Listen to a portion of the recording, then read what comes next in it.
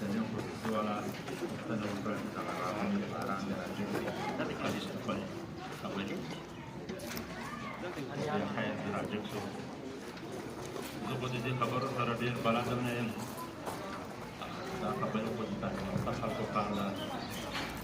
ما بخور تعلیم نه کړی او نن می مکتب یې لري خو صرف نصیب مبدا کړي چې په جماعت کې د امام نه سبق ویلی یو وخت کې دغه مکتبونه او دغه معلمان دغه شیان نو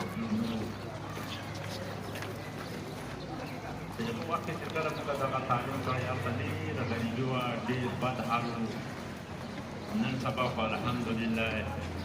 وسایل دي د خدای نعمتونه دي مکتبونه دي جوماتونه دي ټولو خلکو یعنې دغه ناست پلاران چې کوم دي دغه ټولو به د ورځې زیاتوي ما مار خوب غواړي نو ټول دا به ګریز ما ته ورغله ملا ته سبق به وي مکتب ته به راغلې مکتب نه به راغله مال به یې کو او د ورځې به ټوله ورځ مال کو نو دا اوسنۍ خبره داسې کوم دې شاګردانو ته دغه وروستو ته چې ټول شاګردانو تعلیم ډېر ښه شی ده تعلیم رڼا ده ګډه کنه کېدای نشي بې تعلیمه ژوند ډېر مشکل ده ما ته چې عملي لیدلي دي ګوره زه په روز کار لاړم عمرې ته چې کله د جدي ایرپورټ ته راغلو موږ د افغانستان اجان په انتظارخانه کې ناست وو بیا شاته بیا د لیدې ما پې دلته تشنابونه وو نو هلته د زنانه و خپل مې لیکلي وو د مردانه و خپل مې لیکلي وو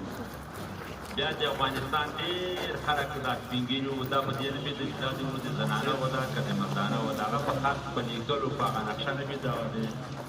زنانه وو تشناب ته وغوړول نو دا څه وجه وه چې تعلیم نه وو نو تعلیم ډېر ضرور ده تعلیم ډېر ښه شی ده او الله تعالی دې موږ ټولو ته چې خپل ماشومان خپل زمان خپل وکړي او تعلیم ته راولېږو او تعلیم ته یې متوجه کړو او تاسې ملا صاحبانو معلمان صاحبانو باید ډېره ګزاره وکړي ځکه چې دا یو نوی هغه ده لار ده 10 کاله مخکې 15 کاله مخکې نه دا مکتبونه چا خط لیک زه و د هغه یو رقم وزلي وه د چا چې نه و زه د هغه بل رقم وزلي وه نو په دغه اساس باندې معلم صاحبانو باید د خلکو سره ګزاره وکړي شیخ صاحب وویلي چې موږ دلته د شاګردانو نه امتحان واخلو او ټولې نمبرې ورته ولیکو چې فلاني کتاب کې دا وړي فلاني کې دا وړي چې فلاني کې دا وړي دا پورته وستا په پلار باندې را امضا کړه نو چې پلار عجز ده نه یې غټ شي امضا کړي پلار عجز خپله تعلیم نه یې کړی هغه ته دا معلومات نه وي چې دا د زوی نه پوښتنه زه وکړم دې نه پوښتنه کېږي ماخصن ورته دا قصه کېږي که نه چې وزوی تا د ورځې څه ویلي ځکه به راجز په ټول عمر خپله هغه شیان دې لیدلي او یې کړي دي او یې اورېدلي دي نو هغه عجز خپله باندې دستخط نه یې زده حساب یې نه یې زده نو بیا به هغه د زوی نه څه پوښتنه وکړي نه معلمان صاحبانو تاسې باید ډېر کوشش وکړئ د ماشومانو سره ډېره ښه ګزاره وکړئ او ډېر ښه اخلاق وکړئ او د پلرو سره هم ګزاره وکړئ پلرونه اسلام خو دا د تعلیم سره ډېر نابلده دي یو کس یو ورځ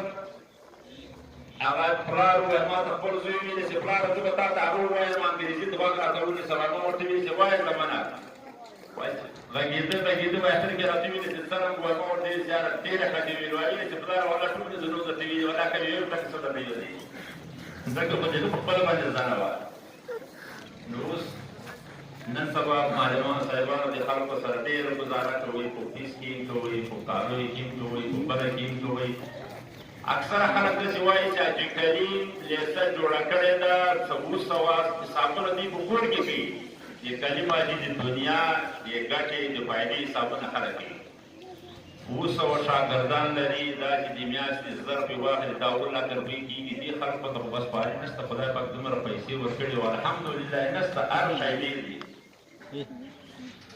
شیخ صاحب ته چې کله دغه مکتب ما جوړ کړی دا دغه مکتب جاودیکي مکتب په دې باندې ما 80 لکه روپۍ ورته لګولي اویا لک روپۍ ما ورته لګولي دي دا 4 کالو کې ما ته 50,000 کردارې راکړي دي 50,000 کردارې چې کله د اودګي موسم راشي شیخ صاحب له ما نه پیسې غواړي چې ما ته د تیلو پیسې راکړه ما ته د معلم د تنخوا پیسې راکړه ولې والله خو په تاوان کې روان یم